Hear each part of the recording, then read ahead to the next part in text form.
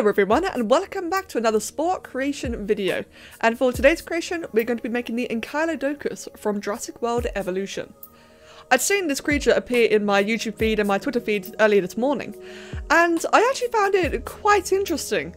It's a very, if I'm going to be honest, it's a very simplistic hybrid idea, but there's just something about it. I think it's because it was a sauropod and another herbivore combined as opposed to another carnivore.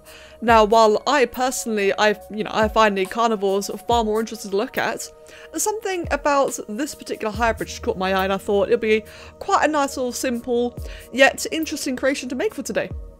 So when I came to the body, there is something kind of strangely enjoyable about making sauropod bodies, maybe because they're just so different compared to a lot of other creatures, I'm not entirely sure. Maybe it's because they're a lot more, their general form is a lot more relaxed, say, than compared to a carnivore. In my opinion and in my experience, when making a carnivore body, it's a lot more critical, or a lot easier to criticize, and additionally, it's also a lot more harder to make in Spore. Whereas a herbivore, I kind of just feel like that they're a lot more relaxed. The general feedback towards herbivores are a lot more chill, a lot more, forgiving, and actually making them in Spore is, again, a lot more forgiving. Not entirely sure why this may be the case. Maybe it's because it's a lot more of a more simple anatomy. Maybe the proportions are just a little bit more in Spore's favour, considering how, in terms of herbivore dinosaurs, they're normally a bit fatter, a bit rounder, and these kind of simplistic shapes are much more friendly and easy to do in Spore, as opposed to, angles, thin body shapes and frames, or that kind of stuff that are more common in carnivores. And additionally, as you guys can see here, when it comes to the musculature, I don't know why I've really come to just enjoy doing musculature and Spore lately. Whereas proportions and anatomy have always been my main focus. Lately, it's just, I just love using the smoother parts, and I love just emphasizing musculature here and there. Maybe because it's just that one little extra level of detail that I enjoy, but also that it just helps make Spore creatures pop out that much more. Not entirely sure, but when it came to making a sauropod, it felt like there was just overall more to do.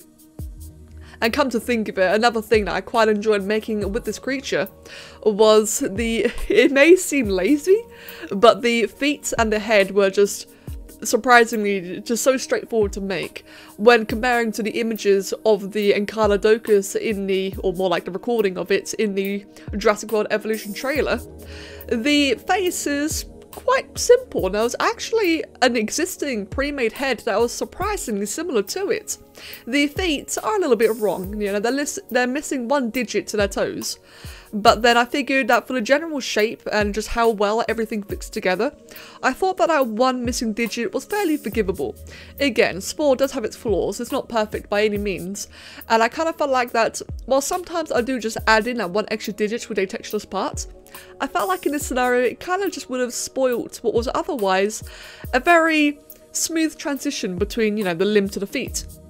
With the head, I have a thing that the head may look quite lazy because normally, in the last several dozens of creations lately, I've been making, a whole manner of complicated custom heads, whether animated or not.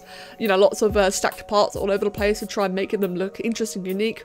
And I feel like that the head on this one may come across very, very lazy, but then I feel like it just fits the creature too well. I feel like that if I would have added any more parts here or there to try and make it look a little bit more unique, a little bit less basic, I felt like I would have ruined it in the process. This creation here, again, probably another reason for why I was so keen on making the Ankylodocus, was because it's one of those examples where simple is better. And of course, the rose spikes and all the Ankylo armor and plates and such, it definitely isn't very simple. But it does still feel, more simple compared to what I've done in the past with other dinosaurs. Again, probably another additional reason as to why I wanted to make this was that, again, it was just a very nice, chill, relaxed idea. It had important features such as musculature, such as spikes and such, these characteristics that had to be there, otherwise it wouldn't look the same. And yet, the actual execution of it was very straightforward.